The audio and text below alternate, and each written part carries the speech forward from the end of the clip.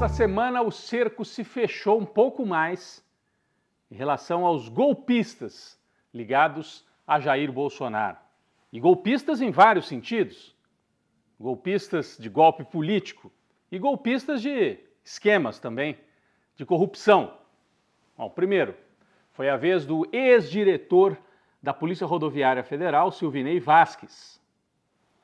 Ele foi preso em Santa Catarina esta semana, onde mora, acusado de participar de um esquema no segundo turno da eleição do ano passado para dificultar, impedir eleitores de Lula de votar. Esse aqui é o Silvinei Vasquez, bolsonarista, declarou voto no Bolsonaro. Né? Vocês se lembram, no dia da eleição? Foi um escândalo. Vários bloqueios, especialmente no interior do Nordeste, concentrados naquelas regiões onde o Lula tinha muito voto, interior do Ceará, interior da Bahia. Também fizeram na ponte Rio-Niterói. Niterói foi a única cidade do estado do Rio onde o Bolsonaro perdeu para o Lula. Né? Talvez não seja à toa que o bloqueio tenha acontecido ali. O Silvinei Vasquez teria atuado, organizando esta operação, essas blitz, no dia da eleição, algo que nunca tinha acontecido, em parceria com Anderson Torres, que era o ministro da Justiça do Bolsonaro. Os dois aparecem aqui nessa foto, olha, ao lado do chefe. Dos três da foto, 2 já foram presos. O Anderson Torres segue com tornozeleira eletrônica, o Silvinei Vasquez foi levado para Brasília e vai ter que responder pelo que fez.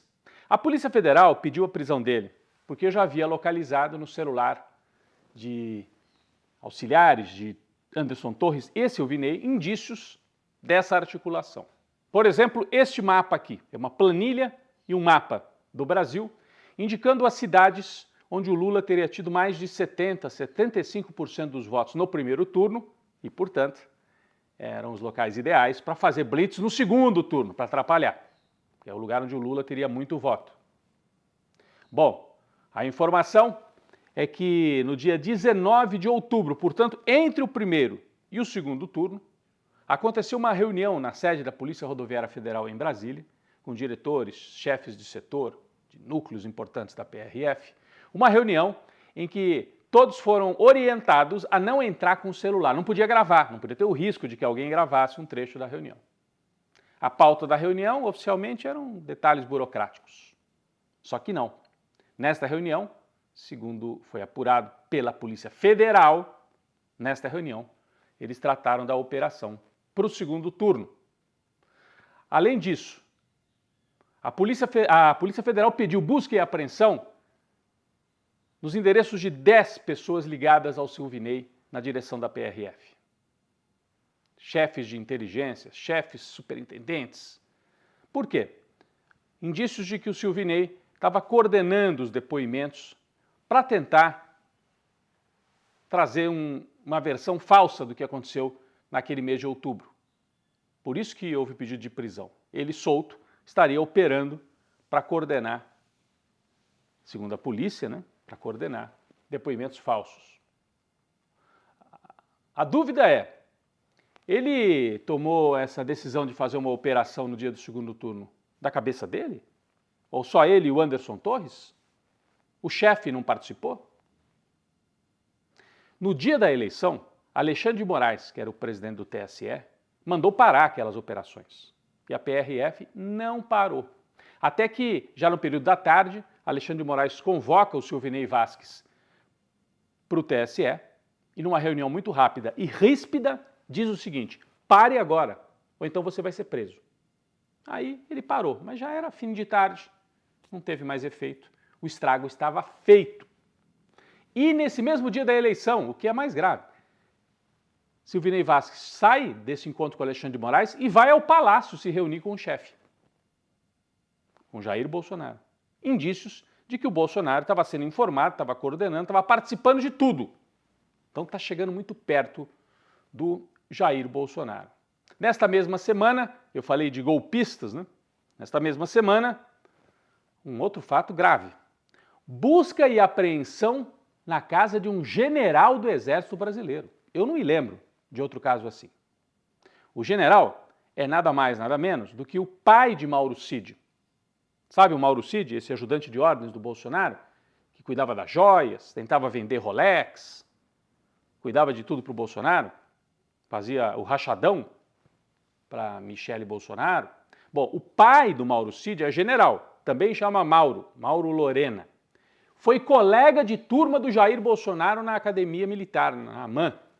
É muito amigo pessoal do Jair Bolsonaro, e há indícios, diz a Polícia Federal, de que o pai participou desse esquema. O Mauro Cid vendia ou tentava vender as joias e outros objetos recebidos, por exemplo, da Arábia Saudita, das viagens de Bolsonaro, vendia, e aí uma parte disso pode ter ido para o pai esconder dinheiro vivo, transformar em bens para resguardar esse ganho patrimonial ilegal. Um general do Exército. Então, o bolsonarismo está cada vez mais isolado, sob cerco judicial. Você tem o caso Marielle Franco, o caso Silvinei Vasquez, PRF, o caso das joias do Mauro Cid. São muitos casos que correm em paralelo. O bolsonarismo, então, vai se isolando. Mas tem um outro setor da direita, o Centrão, esse segue muito forte com Arthur Lira. Esta semana, indícios de um acordo na Câmara, no Congresso. O Arthur Lira impediu o depoimento que iria acontecer do ministro Rui Costa, ex-governador da Bahia, foi convocado para a CPI do MST. E o Lira falou, não, ele não vai depor. E bloqueou o depoimento. É assim, um sinal de boa vontade do Lira em relação ao governo federal. Os partidos do Centrão também trocaram deputados na CPI do MST. Botaram gente menos barulhenta para baixar a fervura. E a CPI do MST, que era uma tentativa de atacar o governo, vai terminando sem conseguir muita coisa. Inclusive, o deputado Salles, que foi quem pediu a CPI, que é relator, já avisou que não vai nem pedir prorrogação. Esta semana ainda fizeram uma última tentativa de intimidação na CPI do MST, convocaram o ministro do Desenvolvimento Agrário, Paulo Teixeira, para prestar depoimento, acusações.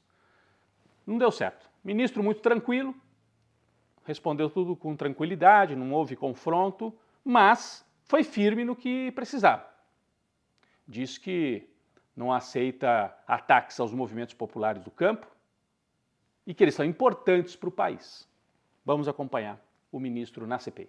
Esses movimentos nós temos que agradecer por ser uma sociedade organizada e não criminalizá-los porque eles estão ajudando a organizar o povo. No noticiário internacional, um fato gravíssimo. Equador, aqui na América do Sul, vai ter eleição daqui a uma semana. E o que aconteceu? Um candidato que estava ali em quarto, quinto lugar foi assassinado durante a campanha, logo depois de um ato político. Nós temos as imagens, não são imagens de sangue, mas do momento em que ele sai da escola onde ele estava e a gente ouve os tiros. Vamos ver.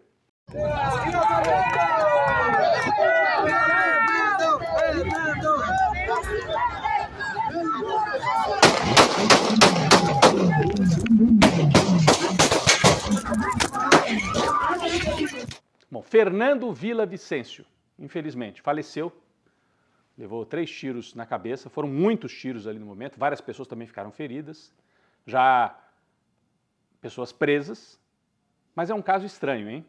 Esse Fernando Villavicencio era jornalista, lidava com essa área de polícia, corrupção, ele era uma espécie de lava-jatista lá do Equador. Era um grande inimigo do Rafael Correa, o presidente de esquerda do Equador. Denunciou corrupção. E logo depois da morte dele, rapidamente, de forma estranha, apareceram uns encapuzados num vídeo dizendo: nós assumimos o crime, uma facção criminosa lá do Equador. E logo depois a direita equatoriana começou a fazer a ligação. Facção criminosa ligada ao Rafael Correa.